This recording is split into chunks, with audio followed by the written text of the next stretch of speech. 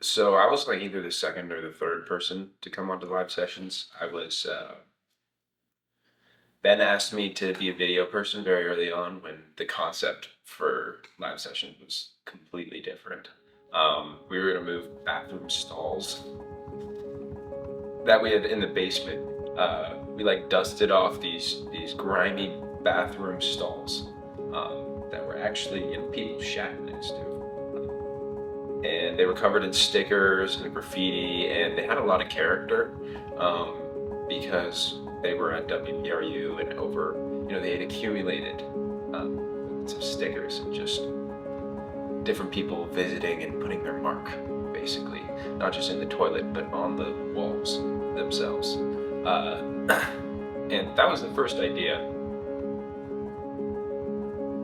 I mean, I think there are kind of, in my mind, there are like two stages of the project. Like, the first stage was like actually building the space, and that was like a nightmare. Like, that took like a year, because like neither Gabe nor I nor Lily like had any construction experience, and so we were like going in completely blind, and like painting wood in my garage at my house, and like cutting wood with like hand saws. Like, none of us really knew what we were doing. So that was really kind of difficult, but fun. So basically I sort of started being involved in WBRU since the summer of my freshman year. But I was never really like there wasn't a team that was really doing it for me. And Ben was obviously, he started off as, I think, the indie director and then became the general manager of the station.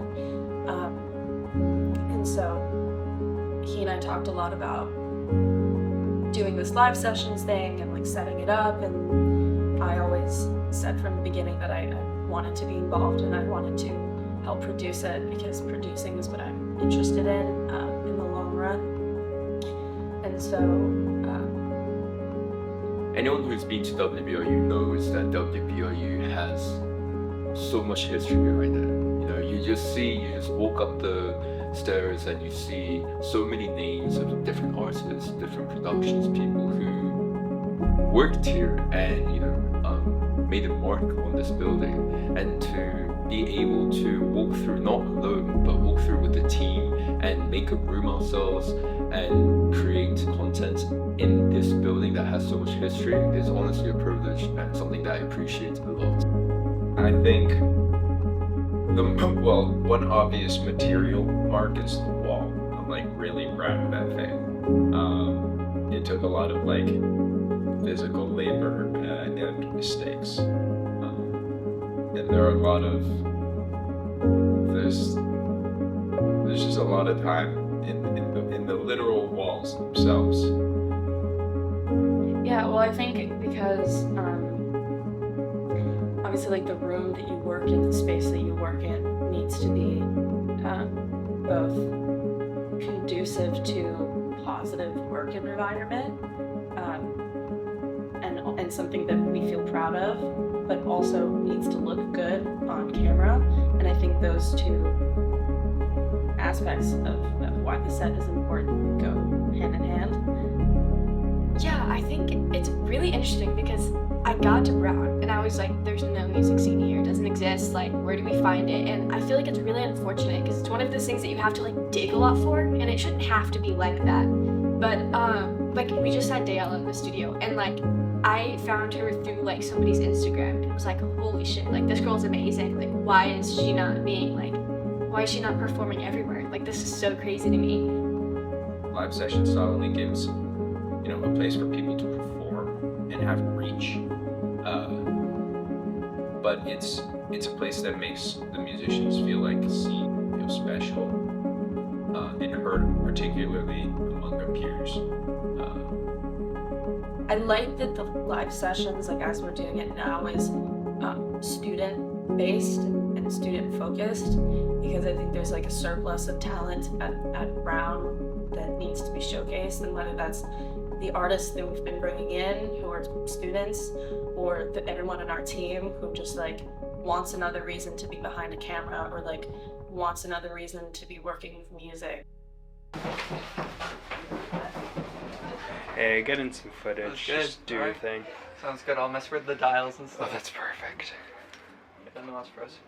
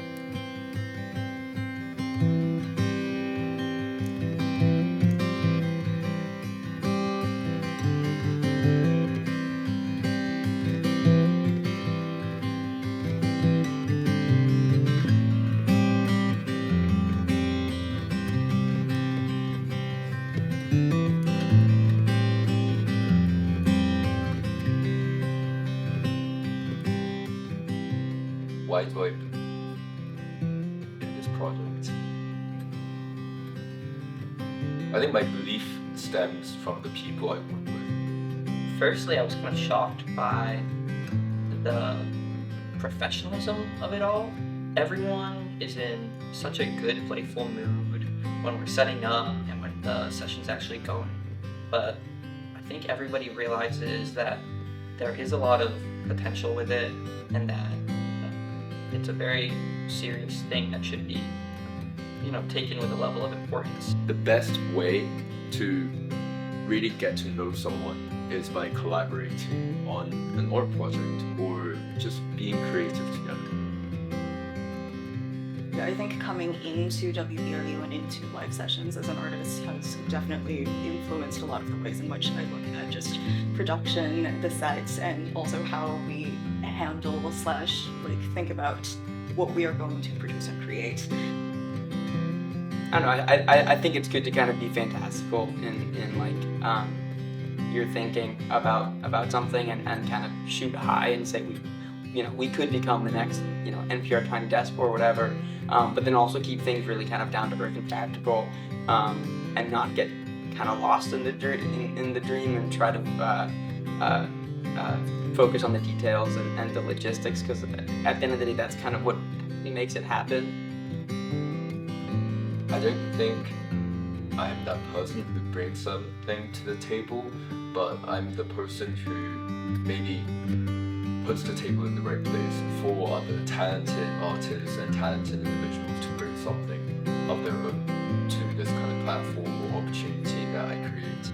Well, I like that here we're one team, all of us do different things, but we all consistently work together. And it's also just like a really fun space. I guess I'm just most excited to continue to meet artists and to continue to put out better and better content. 50 years from now, you and me, we're gonna look back and we can just go on WBRU YouTube channel and we're just gonna be able to see all the amazing work we did 50 years ago. I feel like we just got started and this thing is evolving faster and faster, and I think I'm gonna miss the best because it's yet to come.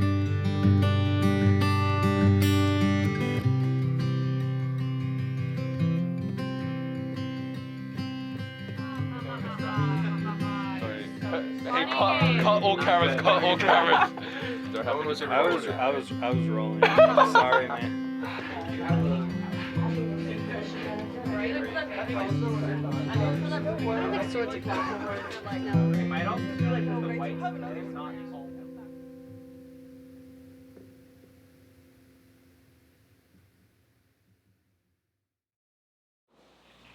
My name's Ben Cunningham. This is WBRU.